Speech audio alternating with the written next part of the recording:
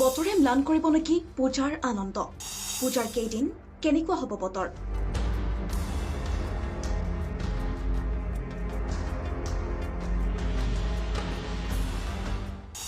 ৰাজ্যত নেৰানে পৰা বৰষুণ মহানগৰীৰ ঠায়ে ঠায়েও জমা হৈছে পানী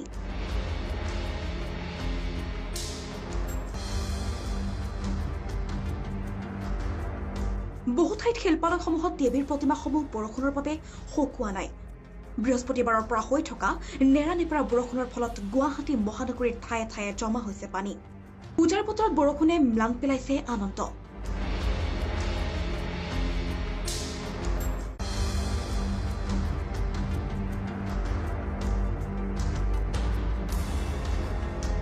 পূজালৈ মাজত মাত্ৰ ৫টাকৈ দিন বাকী থকা অৱস্থাত ৰাজ্যৰ সৰ্বত্ৰে ধাৰাসাৰ বৰষুণে সকলোৰে আশাত চেঁচা পানী ঢালিছে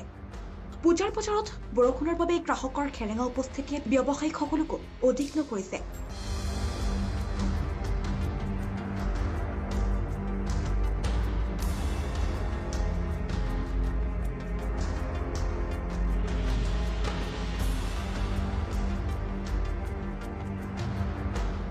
নেৰানেপেৰা বৰষুণৰ ফলত পূজা সমিতিসমূহৰ মাজতো অসুবিধাৰ সৃষ্টি হৈছে বহু ঠাইত শিল্পালয়সমূহত দেৱীৰ প্ৰতিমাসমূহ বৰষুণৰ বাবে শুকোৱা নাই উপগ্ৰহৰ পৰা পোৱা তথ্য অনুসৰি পূজাৰ সময়ত ৰাজ্যত মজলীয়া বৰষুণৰ সম্ভাৱনা আছে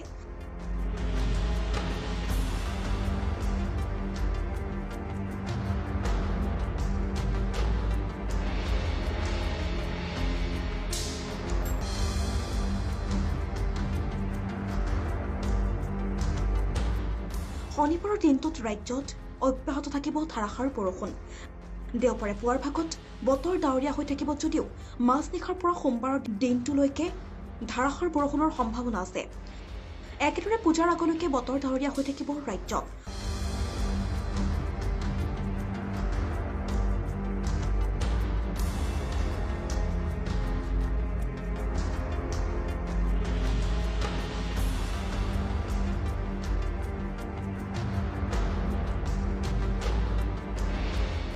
ষষ্ঠীৰ দিনা ৰাজ্যত বৰষুণৰ সম্ভাৱনা